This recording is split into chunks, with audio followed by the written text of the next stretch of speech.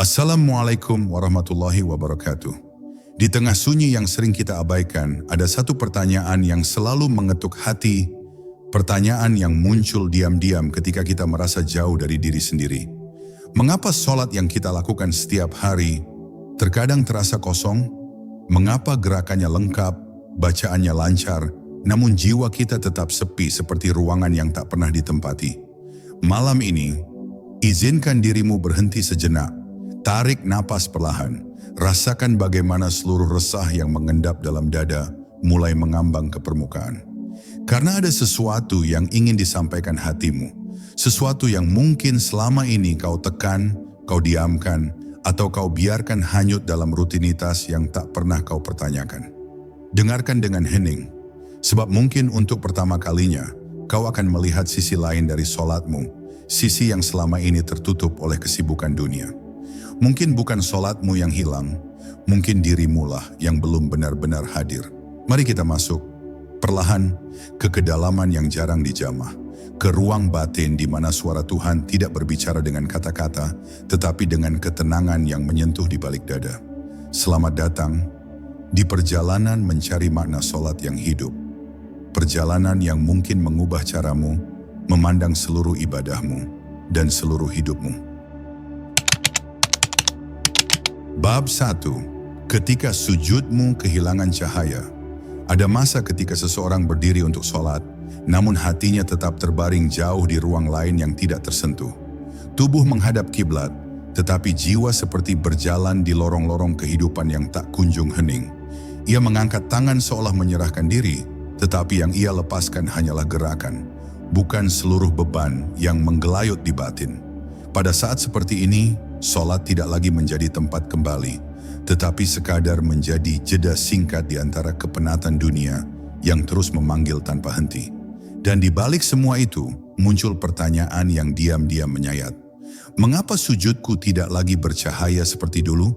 Seseorang bisa saja melafalkan bacaan dengan fasih, memanjangkan ruku, memperindah sujud, tetapi tetap saja merasakan kehampaan yang menetes perlahan di balik detik-detik ibadahnya. Sebab kekosongan bukan terletak pada kurangnya bacaan, tetapi pada hilangnya kehadiran hati. Hati itu seperti lampu yang terhubung dengan langit.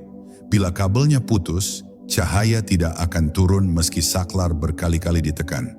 Begitu pula sholat, ketika hati tidak menyala, seluruh ibadah menjadi rangka yang berdiri tanpa ruh. Bahkan ayat-ayat yang dulu menenangkan kini bergema tanpa suara di dalam batin yang letih. Ada pergeseran halus yang kita jarang sadari. Dulu sholat terasa seperti undangan lembut dari Allah, tetapi kini ia sekadar tugas yang harus diselesaikan.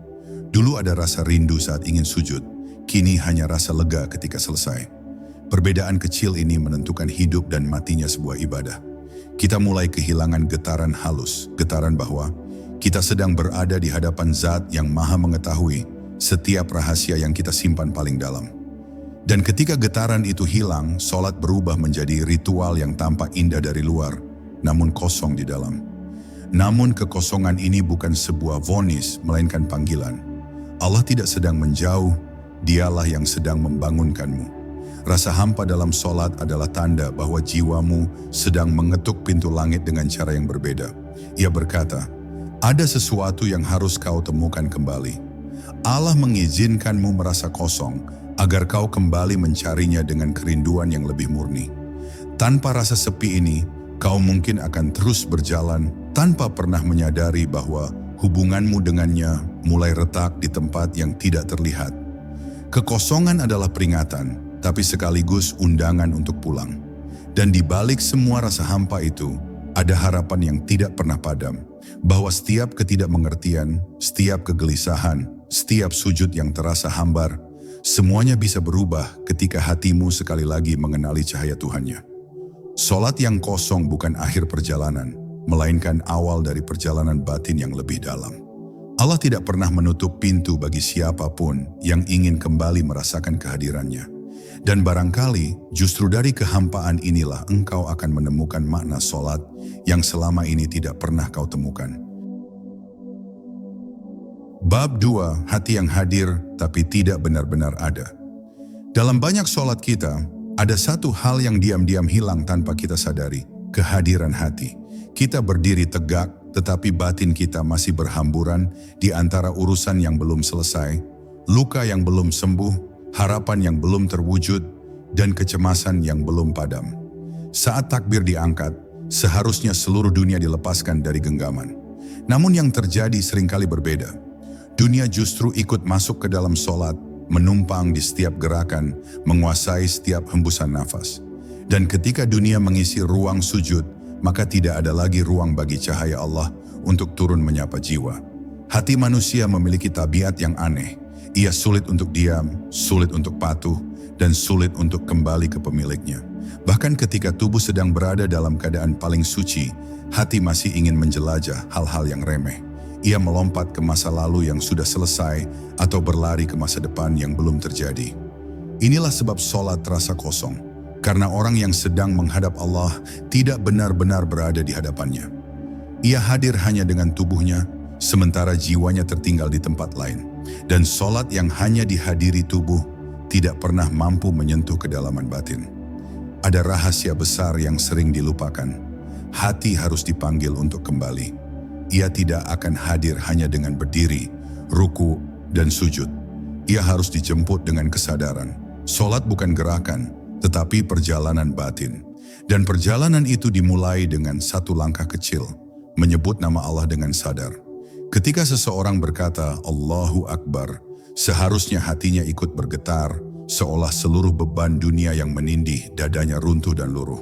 Tetapi bila takbir tidak menggetarkan apapun di dalam diri, maka sholat hanya menjadi pengulangan gerakan yang tidak pernah menembus langit. Namun ketidakhadiran hati bukan bukti bahwa sholatmu sia-sia. Justru ia adalah tanda bahwa engkau sedang membutuhkan Allah dengan cara yang lebih dalam. Hati yang sering pergi meninggalkan sholat adalah hati yang sedang kelelahan. Ia tersesat oleh dunia bukan karena membenci ibadah, tetapi karena terlalu banyak beban yang belum diurai. Allah tidak meminta kesempurnaan. Dia meminta usaha untuk kembali. Setiap kali dalam sholat engkau menyadari bahwa hatimu mengembara, lalu engkau menariknya kembali, itulah yang dilihat oleh Allah sebagai ibadah yang hidup. Kembalinya hati berulang kali lebih berharga daripada tubuh yang patuh tanpa jiwa. Dan mungkin justru dari ketidakmampuanmu untuk hadir sepenuhnya, Allah sedang mengajarimu sesuatu yang jauh lebih berharga daripada bacaan yang panjang, yaitu kerendahan hati untuk mengakui bahwa engkau tidak mampu menghadirkan dirimu tanpa pertolongannya. Hati yang sulit fokus adalah hati yang sedang meminta dipeluk oleh ketenangannya. Sholat mungkin terlihat kosong di permukaan, tetapi di dalam kehampaan itu ada perjalanan yang sedang tumbuh. Bila engkau terus memanggil hatimu untuk kembali, suatu hari ia akan berhenti lari. Ia akan pulang tenang dan menetap dalam sujudmu. Di saat itulah sholatmu akan kembali bernyawa.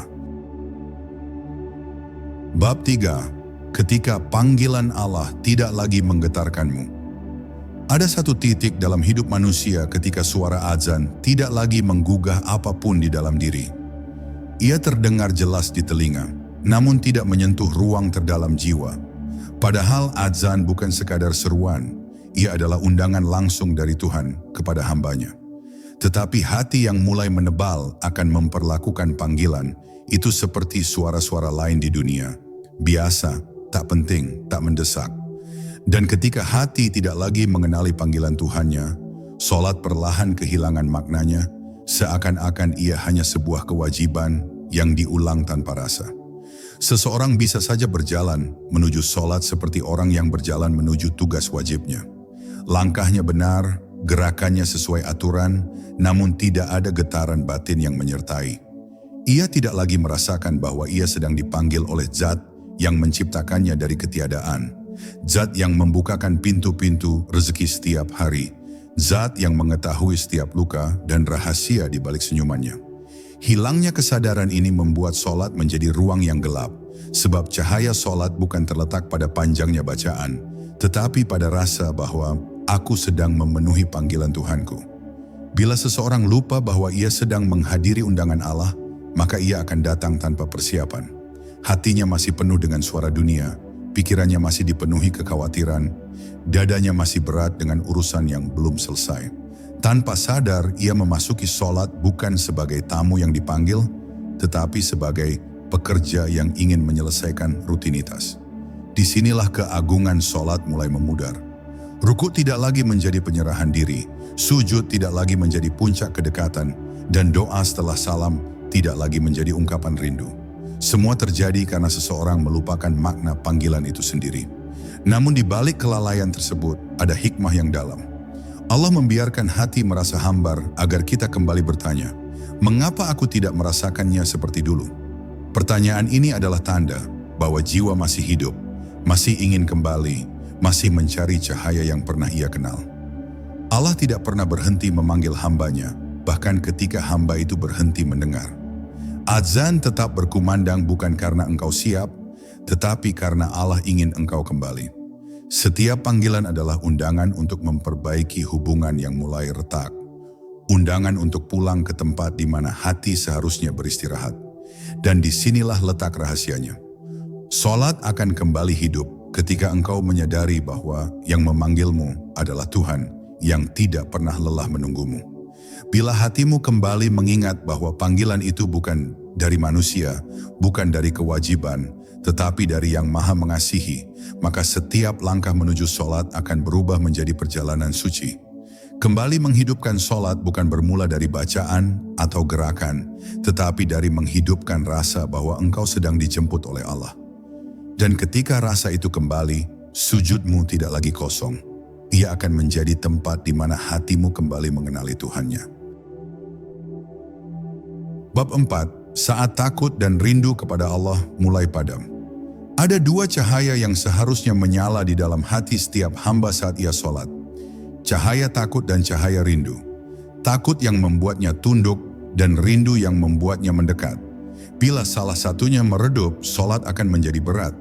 Bila keduanya padam sekaligus, sholat menjadi kering seperti tanah yang kehabisan air. Pada saat itu, seseorang mungkin tetap melaksanakan ibadahnya, namun ia melakukannya tanpa getaran, tanpa lembutnya rasa, dan tanpa kekuatan batin yang biasanya memeluknya ketika ia sujud. Hati terasa hampa, seolah tidak ada apapun yang menghubungkannya dengan Allah, kecuali kewajiban yang harus diselesaikan. Rasa takut kepada Allah bukan ketakutan yang menakutkan, melainkan kesadaran akan keagungannya yang membuat seseorang berhati-hati, sopan dan penuh hormat dalam setiap gerakan.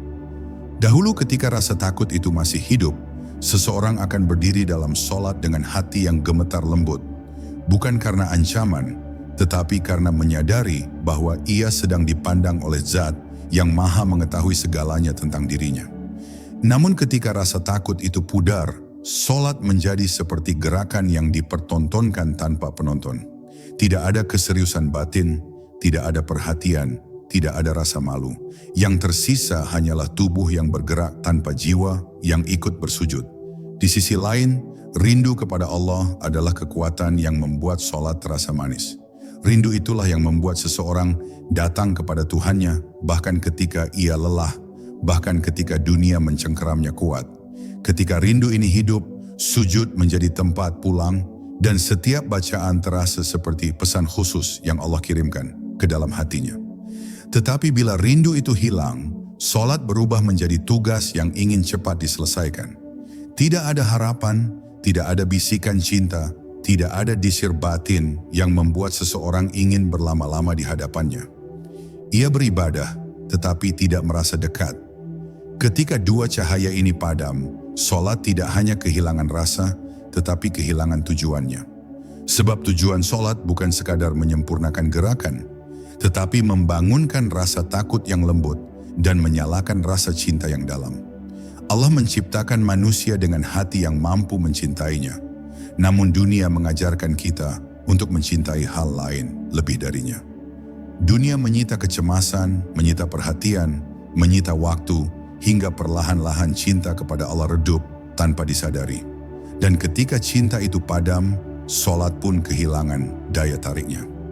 Namun padamnya dua cahaya itu bukan akhir. Justru ia adalah tanda bahwa engkau harus kembali menghidupkan hubunganmu dengan Allah. Allah tidak pernah mematikan cinta seorang hamba. Yang memudarkannya adalah kelalaian manusia sendiri. Dan setiap kali engkau merasakan hambar, Allah sedang mengundangmu untuk menyalakan kembali dua cahaya yang hilang itu. Jika engkau mulai belajar menghadiri solat dengan rasa takut yang lembut dan rindu yang jujur, maka solatmu akan berubah menjadi perjalanan yang hangat. Di dalam sujudmu, engkau akan merasakan sesuatu yang belum pernah terasa sebelumnya. Bahwa Allah dekat, lebih dekat dari segala yang pernah engkau kejar di dunia ini. Bab 5. Ketika dunia masuk ke dalam sujudmu. Ada saat ketika seseorang berdiri untuk solat, namun di dalam dirinya dunia masih bergemuruh tanpa henti. Bisikan urusan, suara kebutuhan, bayangan keinginan, dan beban kekhawatiran ikut masuk bersama dirinya ke tempat sujud. Solat yang seharusnya menjadi tempat meletakkan dunia, justru menjadi ruang tempat dunia semakin bising. Dan ketika ruang sujud dipenuhi oleh suara-suara itu, cahaya ketenangan tidak lagi mampu turun. Disinilah seseorang merasa solatnya kosong, meski ia menggerakkan tubuhnya dengan rapih dan membaca ayat-ayat dengan fasih. Bukan karena Allah tidak menjawab, tetapi karena hati terlalu penuh untuk mendengar. Dunia memiliki sifat halus yang menipu. Ia tidak selalu masuk melalui pintu besar, kadang ia menyelinap melalui celah-celah kecil di pikiran. Seseorang tidak sadar kapan ia mulai memikirkan pekerjaan saat ruku, kapan ia mengingat masalah di rumah saat sujud, atau kapan ia membayangkan rencana masa depan saat membaca Al-Fatihah. Semua terjadi begitu cepat, begitu halus, seperti kabut yang perlahan menyelimuti permukaan cermin. Dan ketika cermin hati mulai tertutup kabut dunia, ia tidak lagi memantulkan cahaya ilahi. Solat yang seharusnya membersihkan diri, justru tertimpa oleh gelombang pikiran yang tidak pernah berhenti. Namun muncul pertanyaan besar, mengapa dunia begitu mudah menguasai solat kita? Karena hati yang tidak pernah benar-benar mencicipi manisnya, kedekatan dengan Allah akan lebih mudah terpikat oleh hal-hal yang bersifat sementara. Dunia menawarkan kekhawatiran yang terlihat nyata, sementara kedekatan dengan Allah adalah ketenangan yang harus dicari dengan kesungguhan. Maka hati yang tidak dibiasakan untuk kembali kepada Allah akan lebih memilih suara dunia daripada suara Tuhannya. Bukan karena dunia lebih penting, tetapi karena hati belum terbiasa merasakan Allah sebagai tujuan sebenar-benarnya. Walau begitu, masuknya dunia ke dalam solat bukan berarti solatmu tidak diterima. Justru ia adalah tanda bahwa engkau sedang diuji untuk naik ke tingkat yang lebih tinggi dalam perjalanan batin. Allah tidak menginginkan solat yang sempurna dari hamba yang masih belajar, tetapi solat yang jujur. Dan kejujuran hati itu tampak ketika engkau menyadari bahwa pikiranmu melayang, lalu engkau menariknya kembali. Setiap kali engkau memanggil hatimu untuk kembali ke tempat sujud, malaikat mencatat itu sebagai perjuangan yang pahala dan nilainya jauh lebih besar daripada gerakan indah tanpa kesadaran. Kembalinya hati lebih berharga daripada larinya pikiran. Dan mungkin di antara suara-suara dunia itu, Allah sedang mengajarimu bahwa satu-satunya cara untuk membungkam dunia adalah dengan mendekatkan diri kepadanya. Sujud yang benar bukan sekadar dahi menyentuh tanah, melainkan seluruh dunia yang diturunkan dari dada. Ketika hati mampu berkata, walau dalam keheningan paling dalam, "Ya Allah, aku ingin kembali kepadamu," maka seluruh hiruk-pikuk dunia akan mereda. Pada saat itulah solat berubah dari kewajiban menjadi kebutuhan, dari rutinitas menjadi pertemuan, dari gerakan menjadi pulang. Dan di titik itu, engkau akan mulai memahami bahwa solat yang dulu terasa kosong, sebenarnya sedang membawamu pada pemahaman yang lebih tinggi. Bahwa dunia hanya kuat ketika engkau lemah, namun dunia lemah ketika engkau menemukan Allah dalam sujudmu. Bab 6. Ketika doamu tidak lagi menembus langit. Ada waktu ketika seseorang berdoa di akhir solat, namun hatinya merasa seperti berbicara kepada ruang kosong. Kata-kata terucap, tangan terangkat, mata terpejam, tetapi tidak ada getaran yang kembali menyentuh batin. Doa yang seharusnya menjadi jembatan antara hamba dan Tuhannya justru terasa seperti kalimat-kalimat yang tenggelam sebelum sempat terbang. Pada saat seperti inilah seseorang mulai bertanya dalam diam, mengapa doaku tidak lagi menembus langit? Padahal langit tidak pernah tertutup, hanya hati manusia yang terkadang kehilangan jalannya. Doa kehilangan kekuatannya ketika hati tidak jujur dalam mengucapkannya. Seseorang bisa saja memohon dengan suara lirih dan wajah penuh khusyuk, Namun di dalam dirinya ia tidak sungguh-sungguh berharap. Ia mengangkat tangan, tetapi hatinya menahan keraguan. Ia memohon pertolongan, tetapi pikirannya masih menggenggam solusi-solusi dunia seakan lebih meyakinkan daripada janji Allah. Ketika doa diucapkan tanpa penyerahan diri, maka ia hanya menjadi angin yang lewat di bibir. Dan saat angin itu hilang, tidak ada getaran yang naik menuju langit. Ada pula yang merasakan doanya tidak tembus karena ia terlalu terburu-buru dalam solat. Doa yang tumbuh dari solat yang dilaksanakan dengan hati yang tergesa akan membawa energi yang sama. Gelisah, resah, tidak menetap. Seseorang yang tidak memberi ruang kepada hatinya untuk hadir dalam ruku dan sujud akan mendapati bahwa hatinya juga tidak hadir dalam doanya. Doa membutuhkan ketenangan, bukan ketenangan bibir, tetapi ketenangan batin yang membuat seseorang menyadari bahwa yang ia hadapi adalah Tuhan yang Maha Mengabulkan. Tanpa ketenangan itu, doa tidak menemukan tempat untuk berakar. Namun yang sering tidak disadari adalah bahwa doa yang tidak tembus sebenarnya bukan karena Allah tidak mendengar, tetapi karena Allah sedang mendidik. Ada doa yang langsung dikabulkan, ada doa yang ditunda, ada doa yang diganti, dan ada doa yang dijaga untuk akhirat. Ketika engkau merasa doamu hampa, wahai jiwa yang sedang mencari, bisa jadi Allah sedang mengajarkanmu satu pelajaran penting, bahwa kedekatan dengannya lebih berharga daripada jawaban doa itu sendiri. Ada orang yang dikabulkan doanya, tetapi jauh dari Allah. Ada pula yang belum dikabulkan, tetapi justru semakin dekat. Manakah yang lebih engkau inginkan? Maka jangan biarkan rasa tidak tembus membuatmu meninggalkan doa. Justru itulah saatnya engkau memurnikan permohonanmu. Doa yang paling kuat bukan lahir dari kefasihan, tetapi dari hati yang rapuh dan pasrah. Ketika engkau berdoa bukan karena ingin segera dikabulkan, tetapi karena ingin berbicara kepada Tuhanmu, maka saat itulah doa menembus langit tanpa rintangan. Allah tidak menolak doa hambanya. Yang ditolak hanyalah doa yang tidak membawa hati bersama. Jika engkau membawa hatimu, walau sedikit, walau dengan luka, walau dengan keraguan yang sedang berusaha kau jinakkan, Allah akan selalu membuka jalan. Dan ketahuilah, saat engkau merasa doamu sunyi, sebenarnya ada sesuatu yang sedang bergerak dalam dirimu. Allah sedang membersihkan hatimu dari harapan kepada selainnya. Agar suatu hari engkau berdoa bukan karena ingin sesuatu darinya, tetapi karena ingin Dia.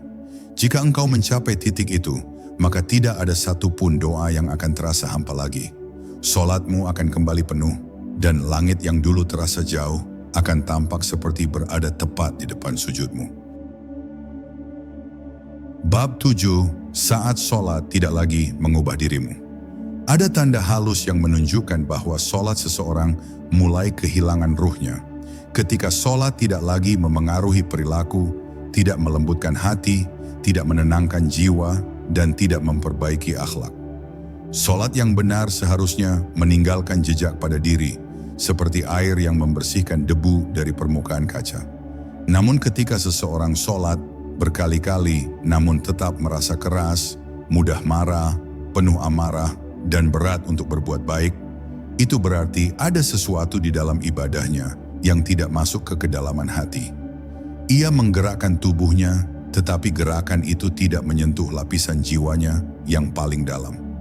Seseorang yang benar-benar menghadirkan Allah dalam solatnya akan merasakan perubahan halus setelah salam. Dadanya sedikit lebih ringan, pikirannya sedikit lebih jernih, dan langkahnya sedikit lebih lembut. Bukan berarti ia langsung berubah menjadi manusia sempurna, tetapi hatinya bergerak sedikit demi sedikit menuju arah yang benar. Namun ketika solat tidak lagi membawa perubahan, itu karena ia hanya berhenti pada kulit, bukan menembus inti. Solat hanya membuat tubuh bergerak, tetapi tidak membuat hati berguncang. Maka tidak heran bila seseorang bisa solat bertahun-tahun tanpa pernah merasa lebih dekat kepada Tuhannya. Ada rahasia besar yang perlu dikenali. Perubahan diri bukan hasil dari banyaknya rakaat, tetapi dari kualitas kehadiran. Seseorang yang sholat 2 rakaat dengan hati yang penuh kesadaran akan lebih berubah daripada orang yang sholat panjang, tetapi hatinya mengembara. Perubahan lahir dari hubungan, bukan dari ritual semata. Bila engkau sholat namun tidak merasa terhubung, tidak merasa diawasi, tidak merasa dicintai, atau tidak merasa memohon perlindungan, bagaimana mungkin solat itu mengubah dirimu? Solat yang mengubah adalah solat yang membuat engkau benar-benar merasa berada di hadapan Allah. Namun jangan tergesa-gesa menuduh diri sendiri gagal. Ketidakmampuan merasakan perubahan justru adalah sinyal bahwa hatimu masih hidup. Hatimu masih mampu menilai bahwa ada yang kurang. Orang yang benar-benar jauh dari Allah tidak akan pernah merasa bahwa solatnya tidak berpengaruh. Ia bahkan tidak peduli.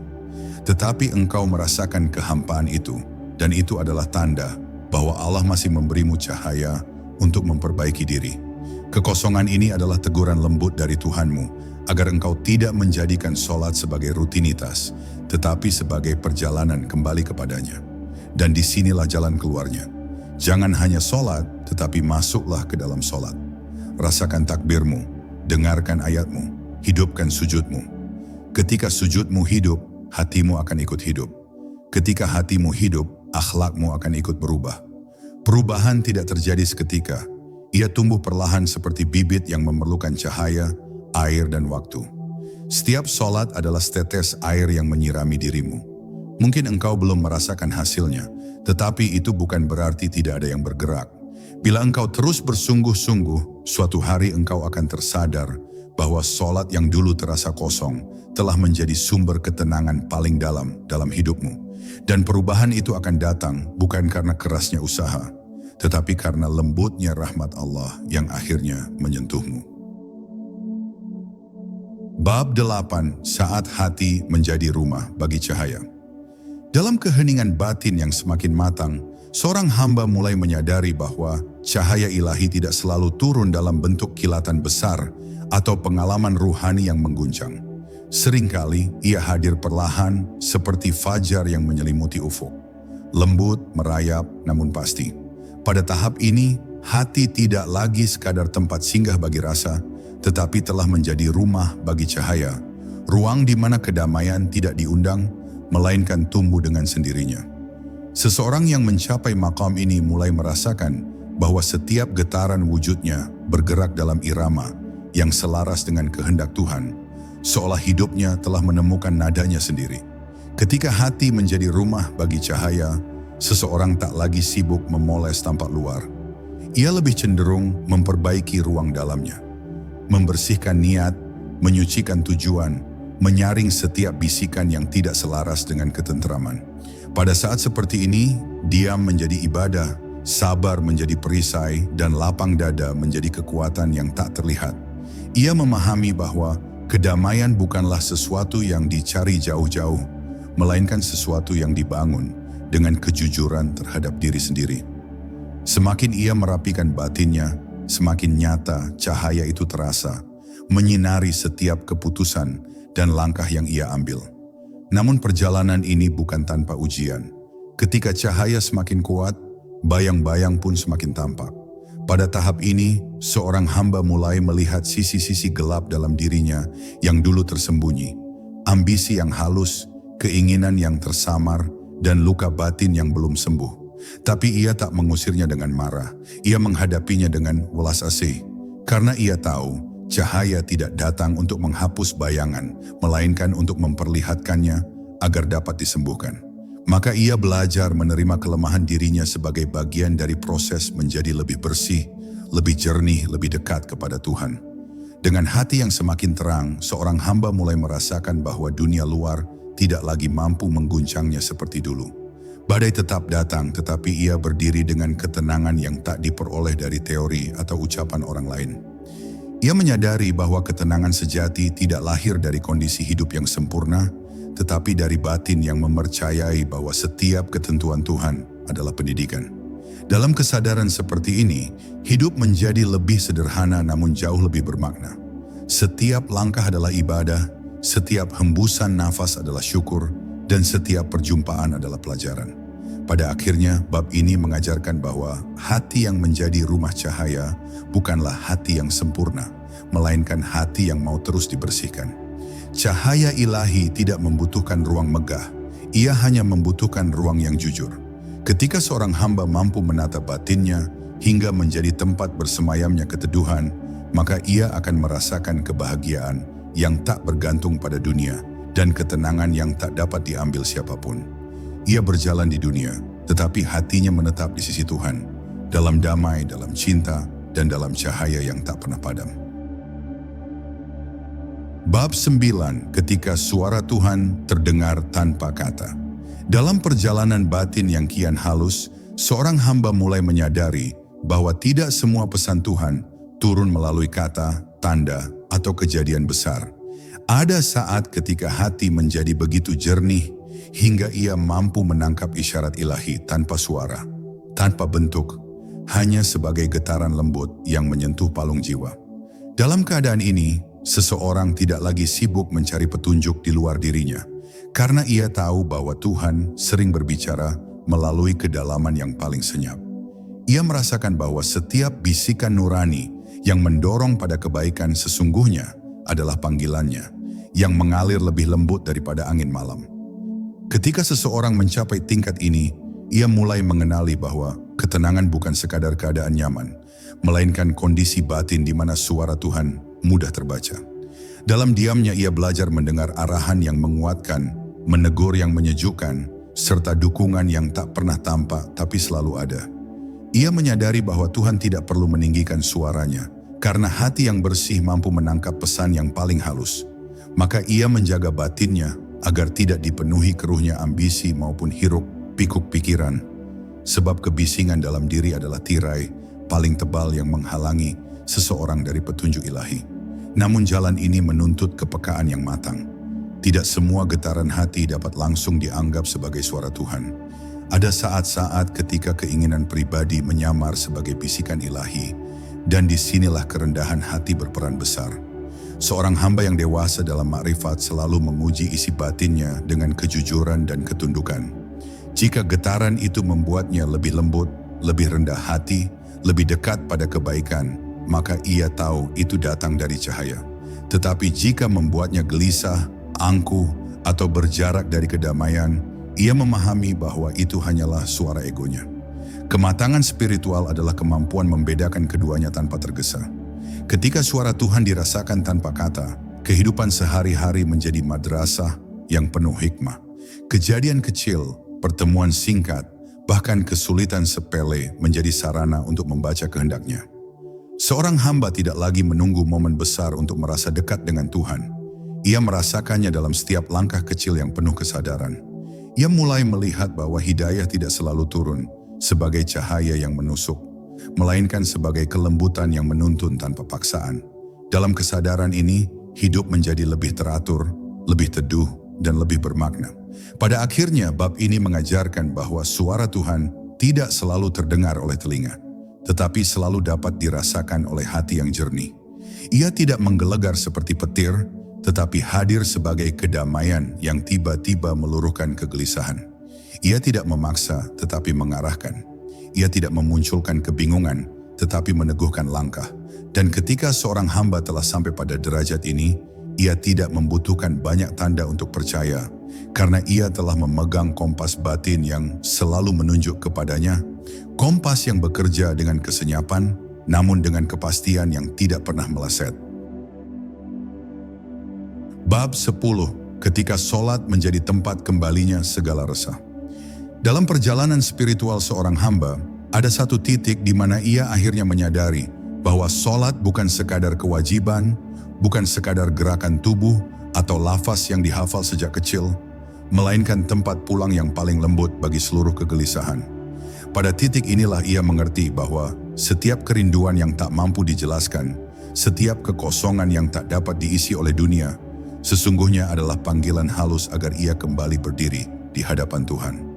Ia mulai merasakan bahwa solat bukan sesuatu yang harus dilakukan, tetapi sesuatu yang membutuhkannya, seperti tanah yang merindukan hujan, seperti dada yang merindukan napas.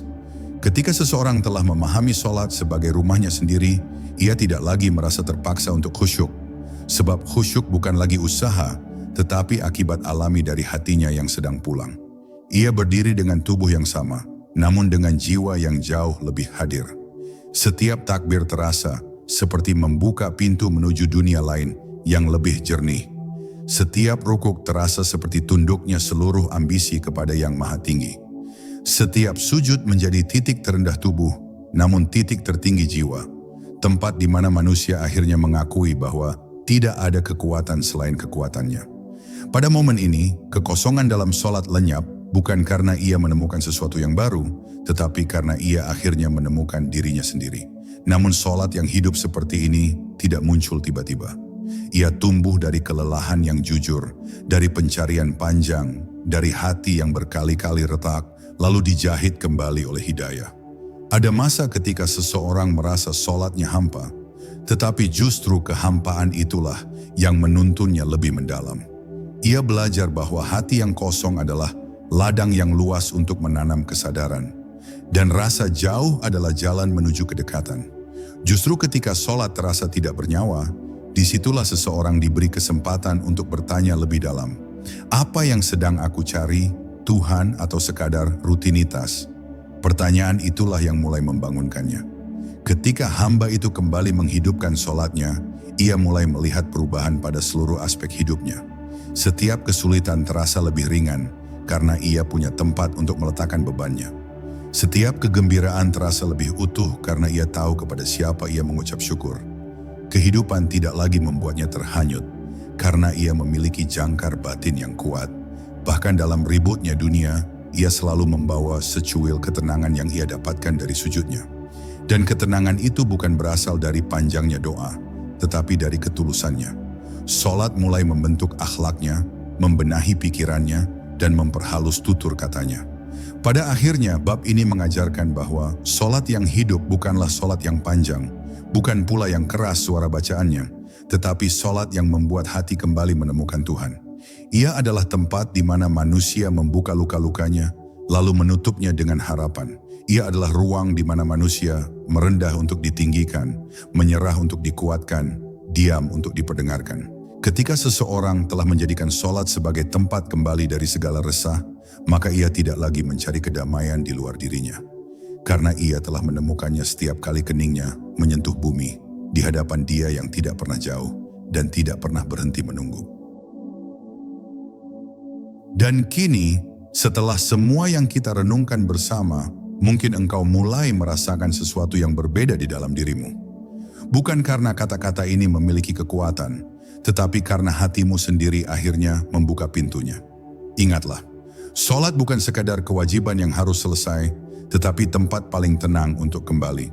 Tempat di mana setiap resah boleh diletakkan, setiap luka boleh dibisikkan, dan setiap harapan boleh diangkat setinggi langit. Jika suatu hari solatmu terasa kosong, jangan menyalahkan dirimu. Anggap saja itu undangan lembut dari Tuhan, tanda bahwa Ia ingin engkau lebih dekat, lebih jujur, lebih hadir di hadapannya. Pulanglah perlahan dan hadirkan dirimu pelan-pelan, setahap demi setahap. Terima kasih telah menemani perjalanan batin ini. Semoga hatimu selalu dijaga, semoga jalanmu selalu diterangi. Wassalamualaikum warahmatullahi wabarakatuh.